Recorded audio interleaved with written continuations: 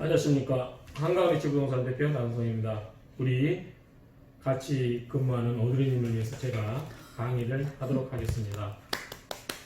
자, 첫 번째, 오늘 대책을 뭐라고 합니까? 617 대책?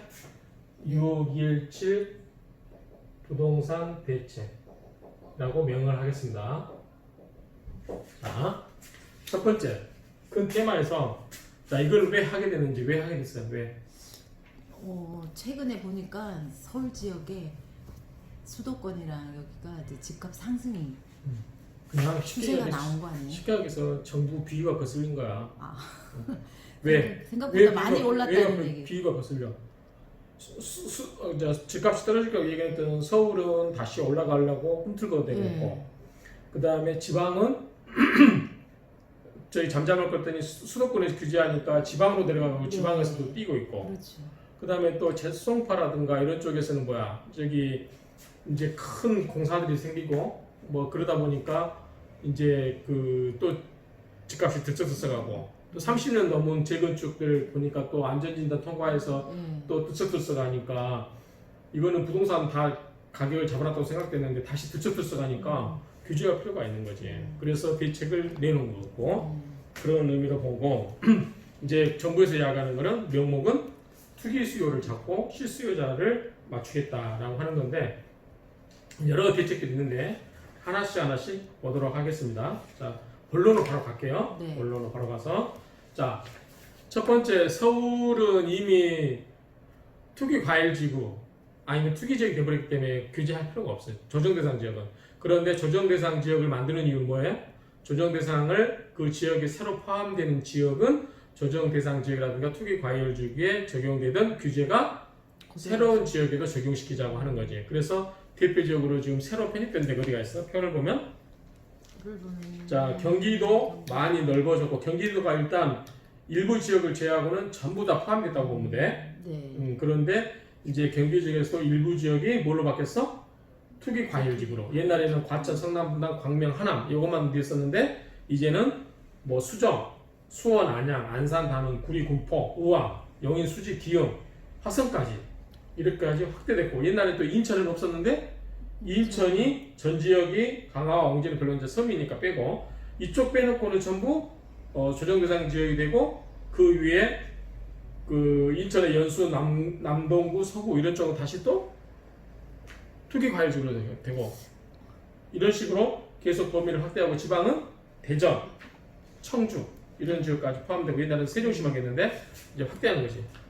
그러다가 강화 옹진도 나중에는 포함될 것 같아요. 강화 옹진은 안 될 것 같은데, 왜냐면 양평에서도 경기도에서 양평 이런 데 빠졌잖아. 김포, 파주, 연천 내가 좋아하는 양평도 다 빠졌잖아. 안성도 빠졌고, 뭐 거기까지 가겠어? 그래도 또 이제 워낙 다 규제를 하니까 그런 지역이 이제 또 다시 이렇게 튀어서 글로 가지. 거기도 올라야지. 아 그래요? 또 오르면 또 거기도 조정대상지 선포하겠지 뭐. 어쨌든 그 다음에 이제 지도로 보면은 투기 과일 지역하고 그 다음에 조정대상 지역이 있기 때문에 그걸 참조하면 되고, 네. 또 참고 이 자료를 보면 조정대상 지역 투기 과일 지구 지정 현황표 있는데, 이거는 각 어떤 지역인지 이거는 그 해당되는 지역 사람들만 필요하기 때문에 우리 서울은 논할 필요가 없어요. 이제 원래 원래 됐으니까. 그 다음에 조정대상 지역이 되면 조정대상 지역이라든가 투기과일지구 참고 3을 보면 어떤 효과가 있냐 지정을 해놓으면, 아까 그랬잖아. 옛날에는 조정대상 지역이 아니어서 규제를 안 받던 지역이 규제를 새롭게 받게 되는데, 어떤 규제들이 있냐. 제일 큰 규제가 뭐야? 대출이 안 된다. 안 되게 해놓은 거. 예. 자, 2주택은 대출이 되는데 안 돼. 1주택자는 원칙적으로 안 돼. 되는 경우는 처분하고 들어오는 경우. 그치? 네. 그 다음 고가주택은 9억 초과된 주택은 실거주 목적 외에는 사놓기 위해서 주택담보대출 받을 수 있다 없다? 안 된다. 내가 딴 데 전세하면서 안 된다. 그 다음에 투기과일주도 이제 서울 위주로 볼게요. 우리는 서울이니까. 자, 이거는 2019년 12월 16일 날 규제책 때는 이미 언급했던 내용들이에요. 자, LTV는 얼마? 9억 이하는 얼마? 40%. 9억 초과분은 20%. 10억 초과는 없어. 그렇죠? DTI는 40%. 그래서 우리 재개발 지역에서 옛날에는 60%까지 뭐 50%까지 다 이주비를 지원했는데, 지금은 어떻게 된다? 40%까지만 지원해준다고. 이건 이미 우리가 다 아는 얘기고, 그 다음에 옛날 사업자들 같은 경우는 주택 매매업이라든가 임대업자는 그 대출을 받을 수 있었어. 그런데 주택 매매업이라든가 임대업자가 아닌 사업자가 대출은 주택을 사기 위해서 못 받았지. 그런데 매매업자하고 임대업자는 예외적으로 20에서 50% LTV도 되고 그 다음에 여러 가지 이제 대출이 있는데 이번에는 아예 대출을 못하게 하려고 하는 거. 저번 대책 이렇게 나왔던 내용이 있어요. 그러니까 저번에 이미 나왔던 거지 이거는. 예. 근데 이제 주택 구입 아예 안 되는 걸로 한 거죠. 이제. 그리고 이제 세제 정비 같은 경우도 보면은 이제 2주택이면은 플러스 10%, 30% 플러스 20% 초과 이제 해서 중과를 했는데 올해 2020년 6월 말까지 10년 이상 된 주택을 파는 경우에는 중과 그러니까 10에서 20%그 부분을 빼주기로 한 건데 이제 6월 오늘이 17일이니까 별로 안 남았어요. 이것도 별 의미가 없고 그 다음에 장특공도 배제를 하고 그 다음에 2주택자 보유세, 보유자 종부세 추가 과세 요거는 이제 표가 혹시 기억을 해? 종부세 표를 보면 그 다음 페이지에 한번 봐봐. 네. 종부세가 일반인 경우가 있고 그 다음에 3주택이라든가 조정 대상 지역에서 2주택 이런 경우가 있는데 채무가 얼마냐면 2.7%였는데 플러스 0.3% 해가지고 3%. 얼마까지 3% 이게 94억인가 이상인 경우. 와, 맞아요. 이건 뭐냐면 이제 그 종부세에서 기초 공제를 뺀 나머지 금액이야. 예를 들어서 자 이거 이렇게 생각하면 돼. 참고로 A라는 주택, B라는 주택, C라는 주택을 내가 갖고 있어 세 개를. 그러면 여기에 10억, 여기에 10억 계산하기 편하게 해서 여기에 10억 합치면 내가 그 과세 표준단 과세 과표에 종부세 과표가 얼마야 내가? 30억. 이게 전체 30억인데 얼마 공제해줘? 여기서 얼마죠? 자 내가 이 주택 하나만 갖고 있으면 10억이니까 하나만 갖고 있으면 9억을 빼버린대. 9억. 그러면 1억이야. 네. 자 공제해주는 게 한 주택이면 9억까지는 세금 안 내니까 종부세. 그러면 9억까지 빼주면 한 채만 갖고 있다면 10억에서 9억 빼버리면 1억만 되기 때문에 1억 이하는 3억 이하인가? 이게 처음에 가면 얼마지? 0.6이네요. 표에 얼마 있어? 현행 0.6요. 0.6? 네.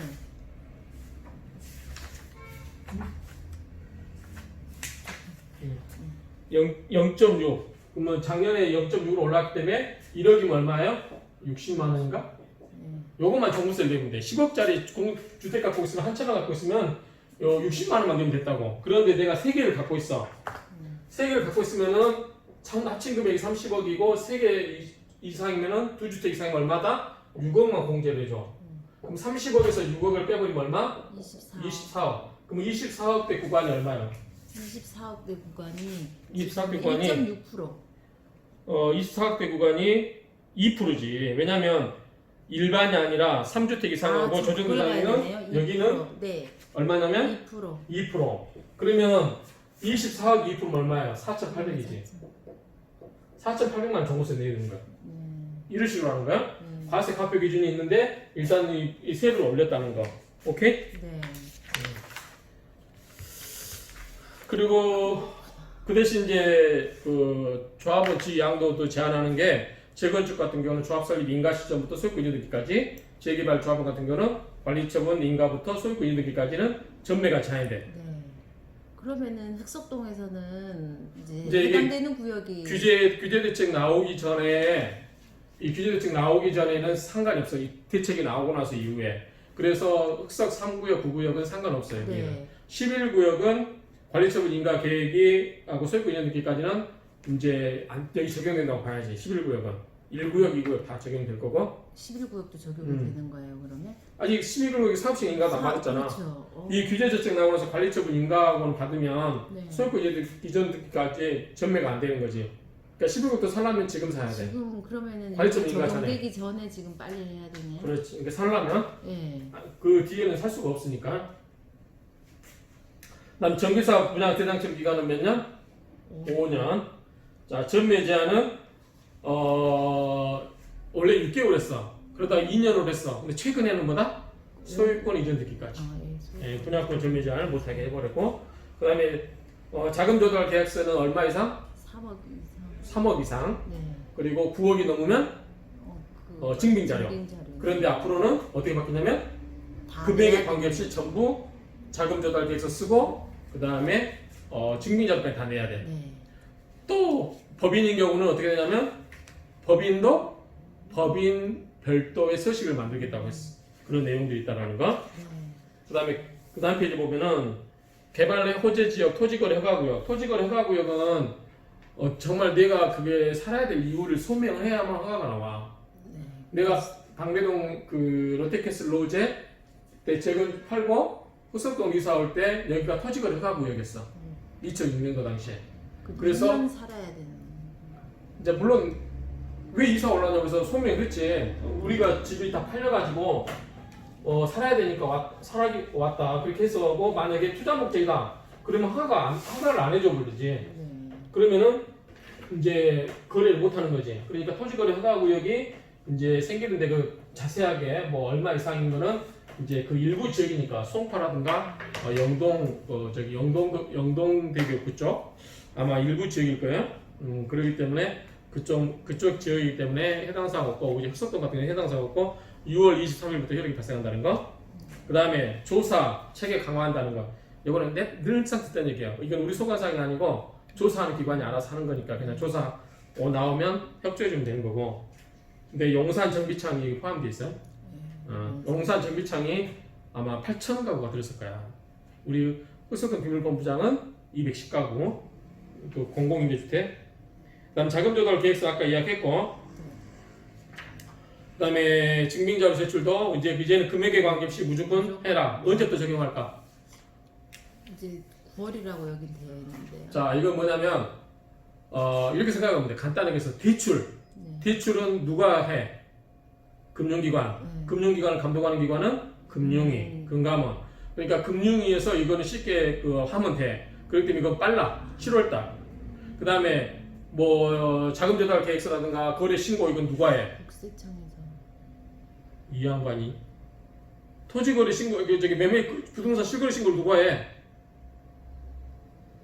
예? 매매 계약서 토지 거래 신고를 누가 하냐고. 그 당사자들이 하죠. 뭔 소리야? 당사자들이 하지만 우리 중개사들이 하잖아. 네. 실거래 신고. 네, 우리가 해주죠. 갑자기 대신 해주죠. 갑자기 긴장해? 네, 우리가 대신 해주잖아. 네. 그럼 우리가 하는 건 무슨 법 적용을 받아? 부동산 거래. 부동산 거래 신고 등에 관한 벌을 받잖아. 근데 네. 이거는 시행령에서 규정하고 있어. 그러니까 법이라고 하면은 국회에서 법을 통과해야 되는데 그럼 시간이 오래 걸릴 건데 시행령은 전부 국무회의에서 의결하면 돼. 그렇기 때문에 요거는 빨리 할 수 있어. 그래서 언제다? 9월. 그 다음에 세금과 관련해서는 우리 조세 법률주의에서 세금은 함부로 부과할 수가 없어. 법에 정해놔야 돼. 그래서 이번에 국회에서 그것들 다 처리했어야 되는데 처리를 안 하면서 국회가 폐기되면 법률안도 자동으로 폐기돼. 그래서 이번에 새로 21대 국회가 열리면서 그 법들을 다시 손을 봐야 돼. 그래서 법을 해야 되기 때문에 그래서 올해 말이라든가 내년 말이라든가 이렇게 하는 거야. 1년 이렇게 되는 그러니까 이게 이제 무조건 할 수 있는 건 아니고 그 내막을 들여다보면 그런 내막들이 사연들이 있는 거지. 네. 이해했어? 네. 오케이. 그 다음에 주택담보대출 및 전세자금대출 규제 강화인데 이제 이건 이거지. 쉽게 이야기해서 내가 집을 사가지고 전세를 끼고 갭투자를 했어. 그리고 나는 뭘 얻어? 대출은 안 되니까 전세자금 대출을 받는 거지. 뭐 옛날에 5억까지. 네. 예컨대 서울보증 같은 경우 옛날에 아마 전세자금 대출이 80% 그래서 5억 넘어도 이렇게 하다 보니까 이거를 대출을 피하기 위한 간접적인 방법을 쓰는 거지. 그래서 이제 전세자금 갭투자도 못하게 하는 거고 이제 만약에 전세자금 대출 받았다가 집을 새로 샀다 그러면 너 토해내 이야기. 그래서 여기 보면은 자 현행은 보면 뭐냐면 자 집을 샀을 경우 무주택자가 대출 받아서 집을 샀다 그러면 내가 그 집에 얼마나 들어가야 돼? 1년 이내에 들어가야 돼. 1년을 살아야 되니까 1년 이내에 들어가야 돼. 네, 전입을 해야 그리고 조정대상 지역 같은 경우는 2년 내에, 투기과열지구는 1년 내에. 그런데 앞으로는 어떻게? 6개월 이내에 들어가야 돼. 그러면은 주택대출 받고 사고 하면 전세 끼고 살 수가 없어 이제는. 그렇네요. 그냥 우선은 집을 사면 바로 이제 바로 들어간다고 봐야 돼 이제는. 그 다음에 그다음에 주택이 하나 있는 경우, 1주택자 같은 경우는 옛날에는 투기 과열지구는 몇 년 이내 처분? 1년 이내에 처분. 조정 대상 지역은 2년 이내에 처분하고 새 집에 대해서 대출을 끼고 살 수 있었어. 그치? 네. 근데 지금은 여기도 6개월 이내에 들어가야 돼. 네. 그러니까 지금은 일시적 2주택 그걸 이용해서 집 투자를 할 수 있다 없다? 거의 없다고 보면 돼. 어떻게 옛날에는 일시적 2주택이 뭐 일시적 2가구 네. 2주택인 경우 뭐 3년 하다가 그죠. 2년에다가 이제 1년. 1년 하다가 이제 6개월. 그러면 그 실제로 사고 이사하는 단계밖에 안 준다는 거지. 그러면은 그 텀을 두고 일시적 2주택 해가지고 그 사이에 짬짬이 재미 보던 거를 할 수 없다라고 보면 돼.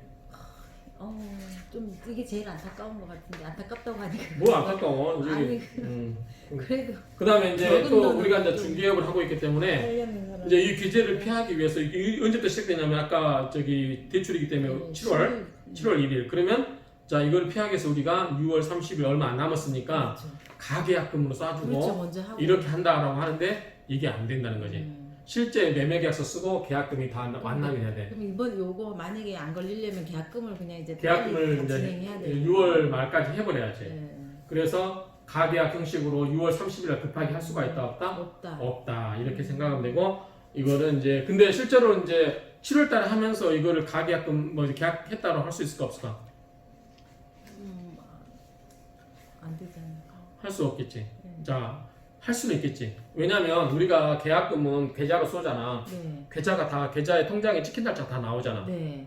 그러면 나 현금 주고 있다 이렇게 할 수 있잖아. 네. 그러면 어드리님은 나한테 계약금 2억을 20억 뭐 예컨대 18억짜리면 1억 8천짜리 계약금 내오면서 집에 금고에서 내와?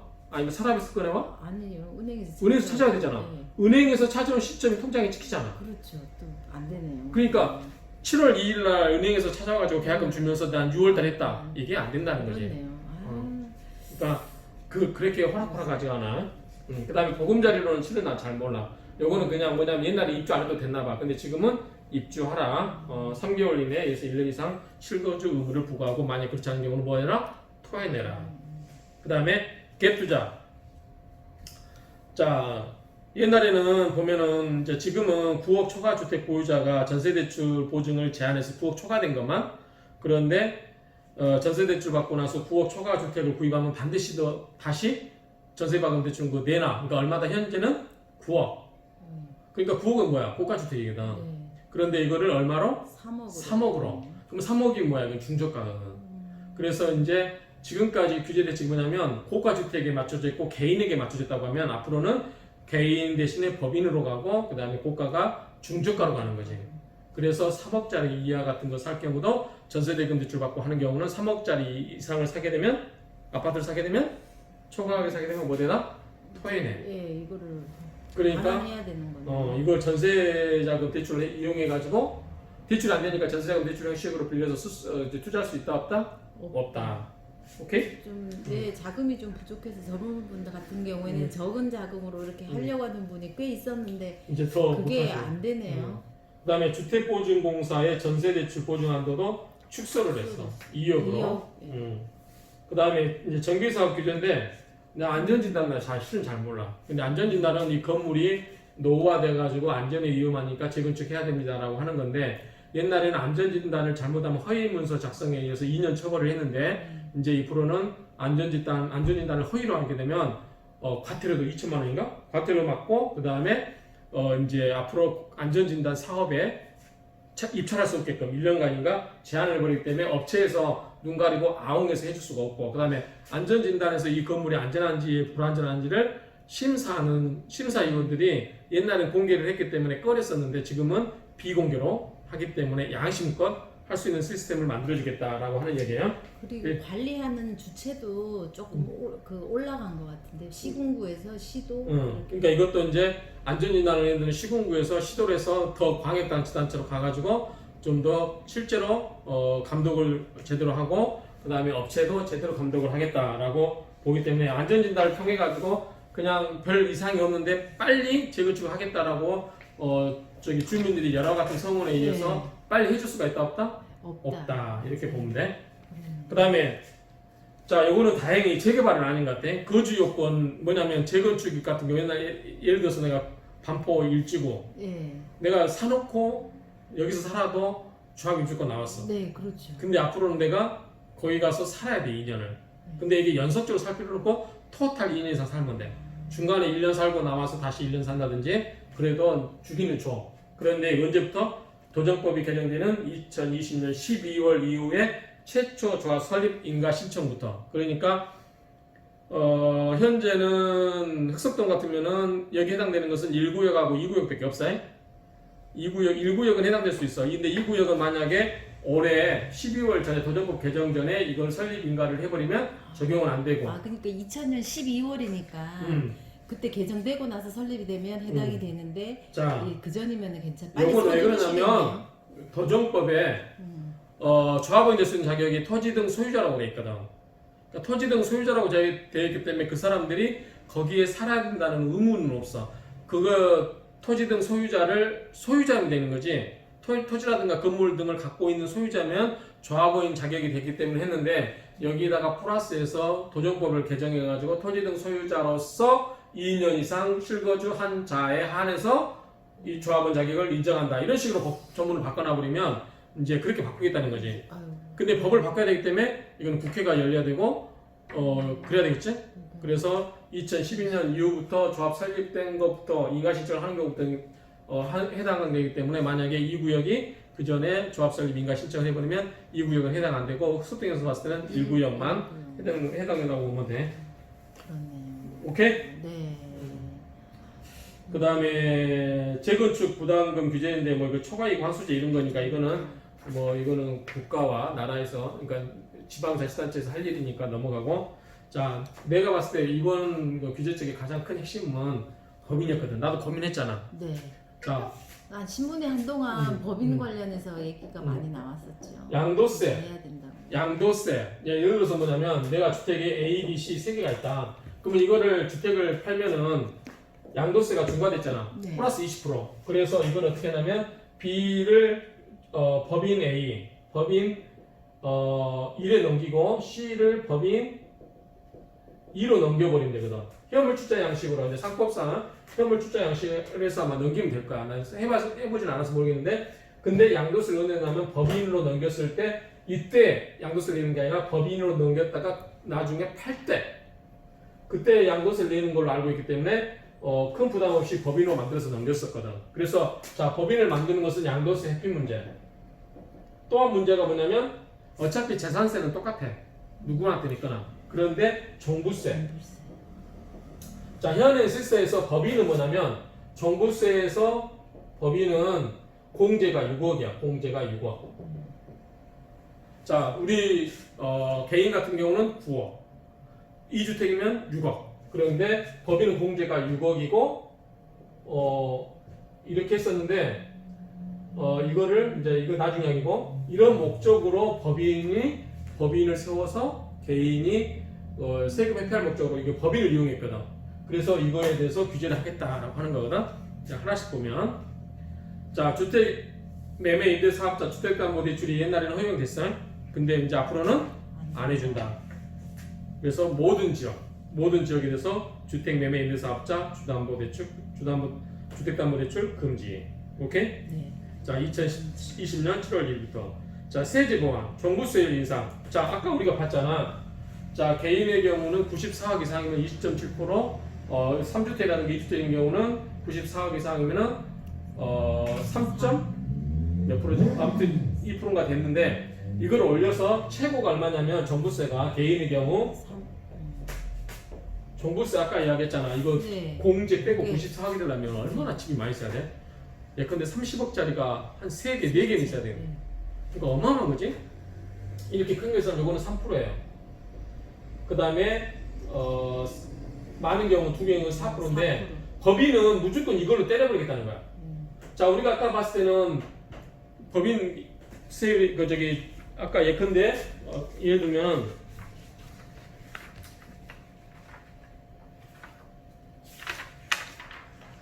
예를 들어서 자, 이거 하나만 적을게. 자, 아까 이야기한 것처럼 이 계산에서 공제를 뺀 금액이 3억 이하다. 그러면 개인은 얼마냐면 0.6%밖에 안 돼. 그래서 12억짜리 집이다. 12억짜리면 마이너스가 집 한 채면 9억이잖아. 네. 그러면 12억이니까 12억짜리 하나 갖고 있으면 9억 뺀 3억이라고. 그러면 3억은 0.6%니까 얼마야? 180밖에 안 되거든. 180만 원밖에 안 돼. 근데 개인은, 그러니까 법인이 만약 이렇게 했다고, 법인은 아까 공제 6억도 이제 앞으로 없애버리고, 그러면 이제 공제는 원래 공제는 6억이기 때문에 이제 옛날대로 한다면 9억짜리 해야 되겠지. 네. 9억에서 6억을 뺀 3억이니까 이럴 경우에 이제 똑같이 이렇게 적용해 줬는데 그렇게 안 하고 앞으로는 이거를 공제를 제공할 뿐 이것도 없애버리고 이것도 최고로 3% 에서 4. 또는 4%.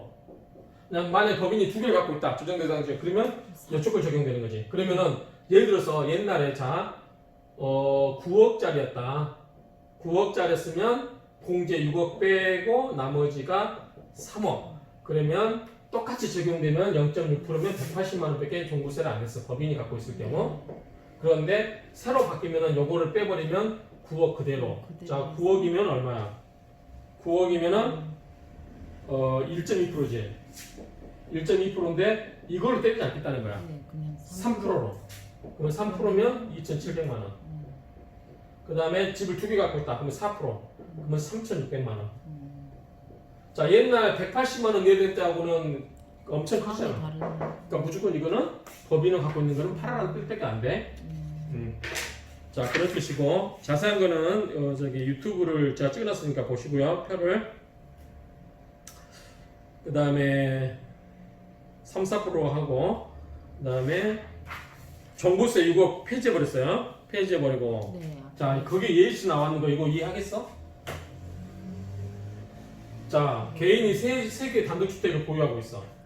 공제는 얼마? 6억. 6억. 하나면 9억. 근데 2주택 이상은 얼마? 6억. 오케이? 네. 자, 뭐냐면 A, B, C 세 개 주택이 있는데 자, 만약에 개인이 1주택이면은 9억이에요. 9억. 2주택 이상이면은 6억. 공제가. 네. 그래서 A가 계산하기 쉽게 10억. 자, 개인이 A라는 주택 하나만 갖고 있으면은 종부세 대상은 얼마? 9억 빼니까 10억에서 9억 빼버리고 1억이에요. 1억. 그런데 개인이 A, B 두 개를 갖고 있어. 네. 그러면 얼마야? 합치면 20억. 마이너스 얼마? 6억. 6억이라니까 2주택 이상이면? 6억. 그러니까 종부세를 많이 내게 하려고 하는 거야. 네. 그럼 얼마요? 14억. 그러면 요거는 1억이면은 아까 몇 프로였지? 0.6%면 요거는 60만 원 6천 원인가? 6%면은 1억에 6%가 600만 원이고 0.6%니까 60만 원이겠네. 세가 이거밖에 안 되는데 만약에 이 똑같은 걸 2주택을 갖고 있다 그러면은 14억이면 얼마? 14억이면은 2%. 2%. 표를 보면 이쪽이지 2%. 그러면은 2,800인가? 네. 2,800만 원. 60만 원하고 2,800만 원은 어마어마한 차이잖아. 이런 식이 돼버리는 거지. 네. 그런데 이제 이거 법인. 이제 이거를 사람들이 이걸 피하기 위해서 어떻게 하냐? 법인을 설립한다. 법인을 세우기 위해서 어떻게 하냐면 자 A는 그대로 가져 사람이 개인 그러면 9억 공제받고 1억만 내면 돼. 네. 근데 이거는 법인 1로 가. 1 요거는 법인 2로 가. 네. 그러면 요거는 뭐냐면 6억이 공제되니까 4억. 4억. 얘도 6억. 요도 6억 되니까 4억. 그러면 4억이면은 요건 아까 1억이면 0.6%니까 60만 원. 요거는 4억이면은 0.8%니까 320만 원. 요것도 320만 원. 오 하면은 합치면은 640에다가 700만 원만 내면 돼. 아니 이런 그랬네요. 그러니까 아까 개인이 3개를 갖고 있다가 뭐 요 얼마야? 30억 마이너스 6억. 그러면 24억. 아까 24억이면은 구간이 2%. 2%면은 4,800. 자, 개인이 이 세 개를 갖고 있으면 4,800만 내야 되는데 이렇게. 700만 원 내버리면 얼마를 세이브 돼? 4,100만 원. 네. 1년에. 오. 그러면 실내는 얼마요? 4억 1천. 근데 이거는 지금 계속 올린다고 하면 더 많이 벌어지겠지. 그러네요. 그래서 이걸 회피하려고 법인 앞으로 한다는 거지. 한참 많이 설립했죠. 그래서 이런 의미인데 법인은 앞으로 이것도 없애고 이것도 공제를 없애버리겠다는 거야. 네. 그러니까 법인으로 해놓은 사람들은 종부세를 많이 맞아. 근데 이미 법인으로 돌린 사람은 혜택을 받는 그래 거야. 어떻게 해요 그거는? 자, 그거는 뭐라고 되냐면 네. 아무 이야기가 없어. 없어요? 음. 그러면 그래서 얘기가 좀 2021년 종합부동산부터 부가부부도 적용되기 때문에 기왕에 법인으로 된 것도 이거는 다 적용이 돼. 그러겠네요. 그러니까- 2021년 내년부터는 종부세 포함 이렇게 계산하겠다는 얘기인 거죠. 그러니까 그 전에 매입 방법, 매입 부동산 그 법인으로 해놨던 것도 다 적용된다고 봐야지. 매물 많이 나오겠네요. 매물 나올 수 있지. 근데 비중이 그렇게 안 클 거니까. 아니요 최근에 많이 했잖아요. 그 다음에 자 법인의 그 조정 대상 지역의 신규 임대주택에 대해서 종부세 과세. 옛날에는 법인이라든가 개라든가 임대사업자 되면 종부세 과세 대상이었어 아니었어? 아니었어. 합산과세를 안 했다고 별도로 했다고. 네. 그런데 개인 같은 경우는 언제?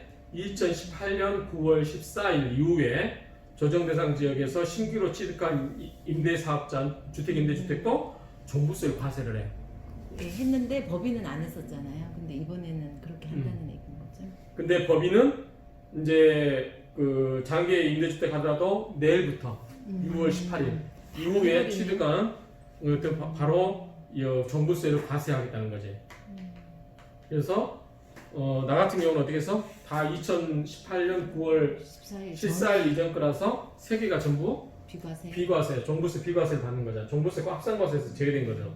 그러니까 이것도 정부 시책에 잘 따른 사람들은 근데 나중에 이거 하려고 했던 사람들은 합산과세를 하기 때문에 커져 금액이. 그 다음에 법인이 보유한 주택 양도시 또 하나가 이제 양도세가 뭐냐면 내가 이제 나도 고민했던 게 이거 법인으로 돌린다. 그러면은 아까 우리가 개인은 주택 수에 따라서 여러 개에 따라서 중과를 한단 말이에요. 근데 3주택이면은 얼마? 70%. 양도 차익 70%를 내야 돼. 세금으로. 그런데 법인으로 돌리면은 자 1원에서 2억까지는 얼마냐면 아마 소득을 아마 이야기하면 요거 10%. 그 이상은 예컨대 25%까지 맞나? 10에서 25네요. 이 구간이었거든. 근데 여기다 플러스 10%만 더 부과를 했다고. 그러니까 많아야 35%라고. 2주택자면 얼마야? 60%거든. 근데 개인은 60% 되는데 법인은 35% 되니까 법인으로 당연히 하고 싶은 유혹이 생기지. 그렇죠. 양도세를. 그런데 앞으로는 여기에다가 얼마를 한다? 10%는 하는 게 아니라 20%를 하겠다. 그러면 45%까지 올라가는 거지. 40% 하고 그 다음에 이거는 다행히 언제부터? 21년 21년 1일부터네요. 1월 1일부터니까 올해 안에 하게 되면은 요 적용을 안 받는 거지. 안 받고 어떻게 된다? 10%. 10% 적용을 받고 그 다음에 임대주택은 해당 사항 없고. 그런데 앞으로는 요 기간 지나면은 임대주택도 여기 포함이 되버리는 거지. 네. 오케이? 네.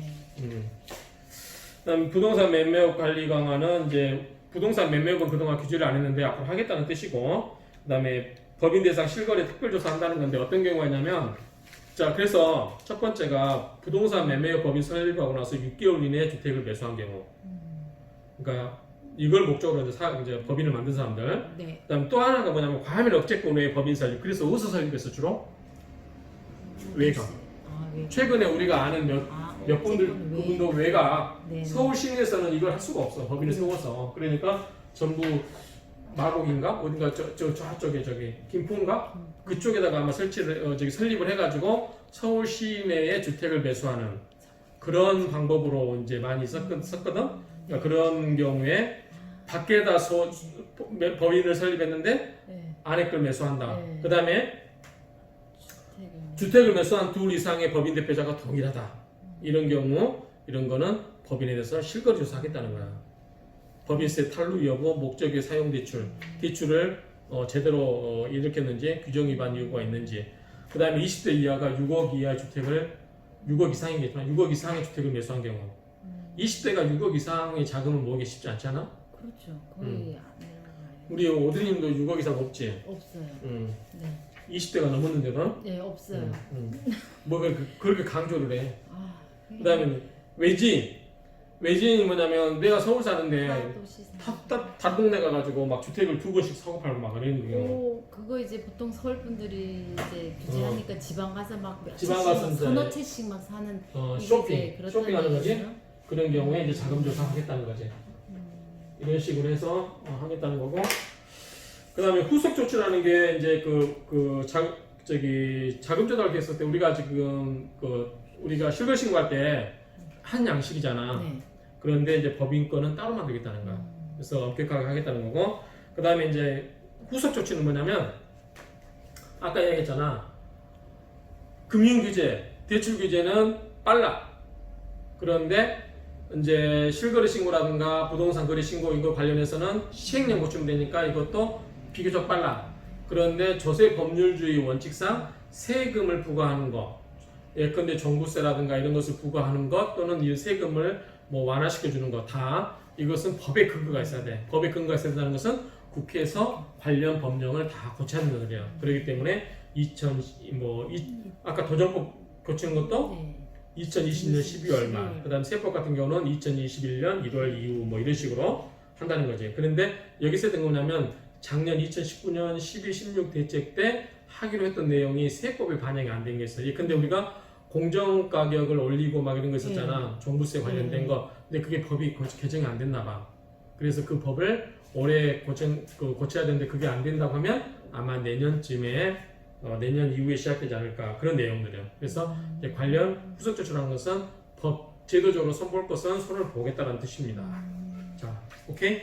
네. 이상으로 질문 궁금한 거 질문 2가지만 받겠습니다. 특별히 오드리님은 2개만. 그게 특별히 막 할 질문은 없는데 그냥 이제 저는 이렇게 나오면은 앞으로 이제 부동산 시장 어떻게 바뀔 것인가 이런 거에 대한 고견을 좀 듣고 싶습니다. 고견? 네. 아, 고견이 아니고 저견 얘기했죠. 저견. 저견요? 고견. 이게 고견하면 어떻게 될 것인가. 이 사실은 이게 중요하잖아요. 또 부동산 업을 하고 있고 또 최근에 부동산을 또 매매해볼까 하고 좀 움직임이 조금 있었어요. 그러니까 이제 그런 분들은 이제 어떻게 하실까 대책을 좀 자, 세워야 될 것 같아요. 큰 영향이 있을까 없을까? 좀 있을 것 같아요. 대출이랑 그다음에 대출. 전세 대출 갭 투자가 많이 자, 묶여가지고 이게 아까 얘기처럼 고가 아파트의 규제가 있었는데 그동안 중저가 아파트는 아까 3억 초과된 아파트에서 전세자금 대출 받다가 3억 이상 아파트 산 경우 그럼 대출금 회수하겠다는 건데 뭐 이건 영향을 받겠지. 왜 그러냐면 그동안 강남보다는 주로 이제 강북이라든가 수도권에서 그렇죠. 올라가기 때문에 이걸 규제를 한 거거든. 광범위하게. 네. 근데 이렇게까지 할 필요가 있을까 싶은데 어쨌든 이렇게 하면은 영향이 있을까 싶은데 영향은 있겠지. 근데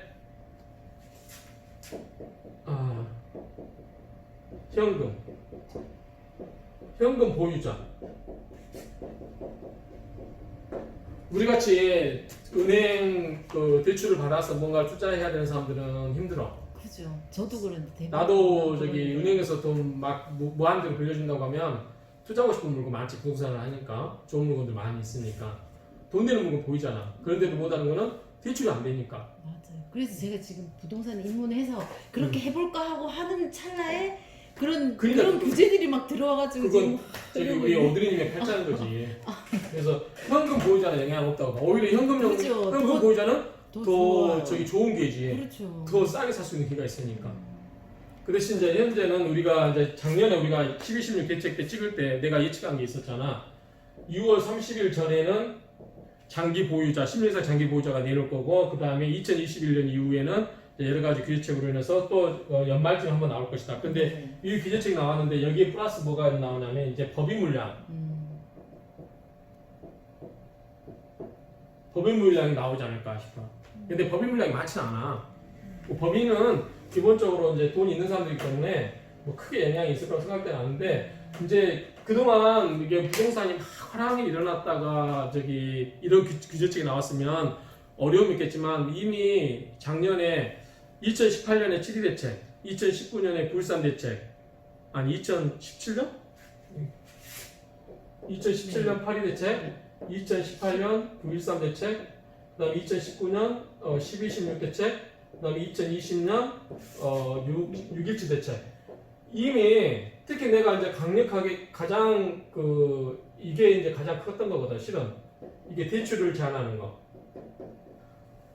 나 부동산을 잡는 방법은 돈줄을 묶는 방법이라 나 누누이 이야기하잖아. 그런데 어쨌든 이런 영향이 있어서 그동안 부동산이 좀 죽었잖아, 많이. 거래가 안 되고. 조용히 밑에서 실제 돈 갖고 있는 사람들만 야금야금 싸게 구입한 거지. 왜냐면 올라가는 단계가 아니기 때문에 이제 흥정을 해서 좀 싸게.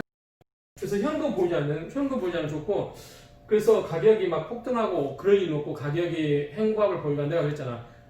작년에 유튜브 찍을 때 앞으로 우리 부동산 가격은 횡보합을 보일 것이다 이렇게. 네. 이거는 서울에서 가장 인기 있는 지역들. 가격이 뭐 1, 2억 떨어졌다가 올라가고 이렇게 하겠지. 그렇지만 가격이 이렇게 쭉 떨어지지는 않을 것이다. 그렇게 보거든. 근데 이제 지방이나 이런 쪽에서 타격이 큰 데는 엄청 떨어지겠지. 그러니까 우리 서울에 특히 한강변에서는 크게 영향은 없을 것이다. 그렇지만 옛날처럼 묻지마 투자는 안 할 것이다. 네. 그리고 이제 두 가지였잖아요. 하나는 그러면은 여기에 대책에서도 약간의 틈새가 있을까? 그래서 틈새가 또 이제 혹시 또 그런 거를 알고 이제 찾아가지고 갈 수 있는 그런 게 보이나? 나는 그게 있으면 그렇군요. 좋겠어. 뜬대시장. 잘 연결해서 그 사이가 또 지금 우리 경기도가 대부분 포함됐지만 경기도에서 빠진 부분 많아.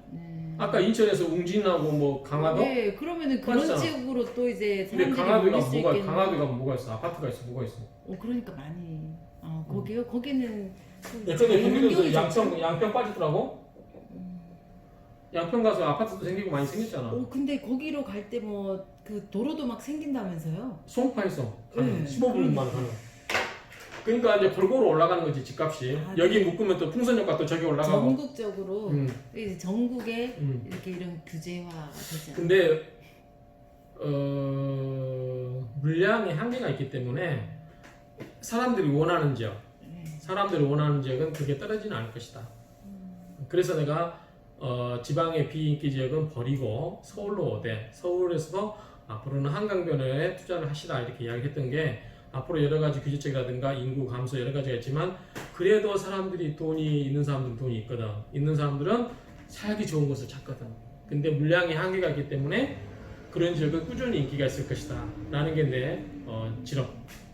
그래서 큰 영향은 없을 것이다. 잠깐 어차피 지금은 행보합이라고. 그렇기 때문에 지금 상태에서는 크게 영향은 없을 것이다. 그러니까 저번에 대책 나오고도 어느 정도 잡혔다고 했다가 또 올라가니까 지금 또 대책이 나온 거잖아요. 그럼 또 여기에 또 익숙해서 좀 가다가 또 대책이 나오고. 오히려 지금 목동 같은데 우리 어드리님은 목동 사시니까 네. 목동 같은데 오히려 이제 그 안전진단 통과 안 시켜주면 근데 요번에 또 됐다고 지금 막 플랜카드 막. 그런데 이제 앞으로 그런 안전진단을 통과를 안 시켜주면 지역 건축 안 되면 신규 아파트는 더 인기가 있지 않을까? 어쨌든 뭐 좀 지켜볼 일인데 그렇다고 막 너무 기죽을 필요도 없어. 그죠. 항상 투자만 듣는 내가 오래된 대학교 86년도부터 2002년도까지 주식 투자한 경험으로 이야기해주면 얼마 전에 내가 저번에 작년에 찍었던 게 현금 보유 전략이 좋겠다라고 이야기했잖아. 네. 현금 보유. 그렇죠. 전략.